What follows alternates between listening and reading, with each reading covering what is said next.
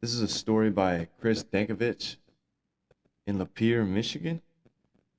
For many reasons, Jewish people in prison are often viewed as perpetual outsiders and have often been the focus of attacks and abuse.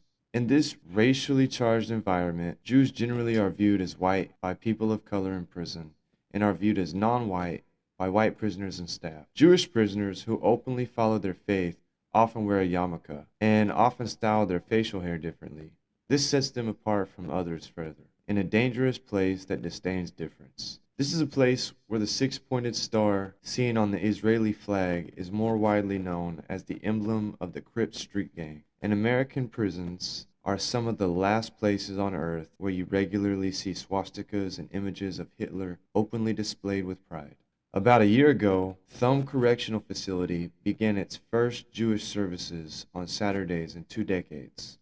In Michigan, a religious group must have at least 5 members wanting to attend before that group can hold religious services. Most members openly identify as Jewish, wearing yarmulke and tefillin, and meet in a room in the prison's school building to pray and read from the Torah. I got to know Moshe when I had a class at the same time and in the same area as the Jewish services. Seeing him wearing his yarmulke, I approached him with a question regarding the Tanakh. I had previously taken a Hebrew class taught by another prisoner, which was eventually banned by a prison administrator who claimed that learning a foreign alphabet was just a way for us to communicate in code. We struck up a conversation, and I began to get to know him as an individual. I learned from the rural upbringing parts of his life and the circumstances that brought him to prison. One day I commented that I respected his openly representing a religion not always accepted in this hostile environment. I've been threatened merely because of how I look, he responded. I've been attacked by people who hated me for being Jewish, but who didn't know what being Jewish even means. I've had my yarmulke knocked off my head for no reason. I've been punched for my faith. It is hard sometimes, yet this also makes me think that I am doing something good by holding on to my faith. Ever since the Jewish religious service started, rumors have swirled around the yard. A fundraiser proposed by the Inmate Benefit Fund prisoner representatives was denied by the prison administration. This reason on nearly every prisoner's lips: the Jews. The rumor mill claimed the Jewish prisoners threatened a lawsuit because the fundraiser was not kosher. If they couldn't have a kosher meal, then no one could have anything. The proposed food item actually was kosher. Last week, a movie requested to be shown on the prison's in-house channel, The Girl with the Dragon Tattoo, was denied by the administration as well. Immediately, accusations blamed the Jews. The rumors claimed Jewish inmates protested a nude scene for violating their religion. The real reason for the administration's denial was that the movie involved a graphic act of sexual assault.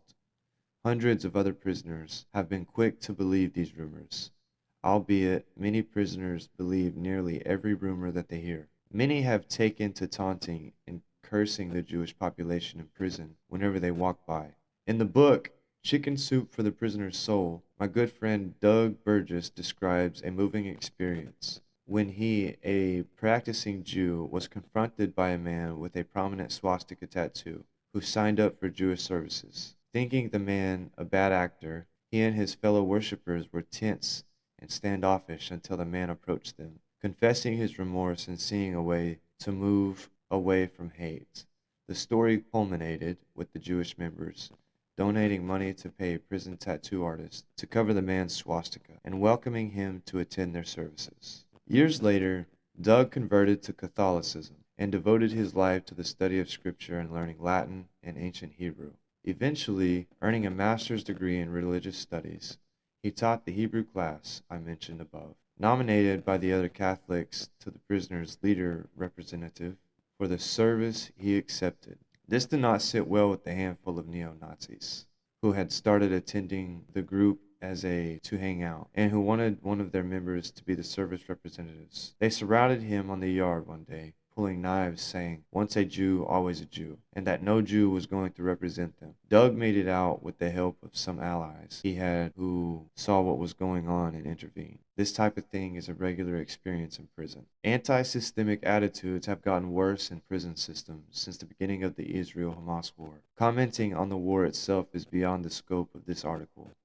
Neo-Nazis have upped their rhetoric yelling a Moashi and others that Hitler should have finished the job. Certain prisoners proclaiming Islam have vocally sided not only with Palestine, but specifically with Hamas, and have actively supported the group's rape and murder of Jewish women and children last October. One of these prisoners simultaneously called one Jewish prisoner who is American and has never been to Israel a baby killer because of the Israeli raids on Gaza. Anti Semitism is rife in prison.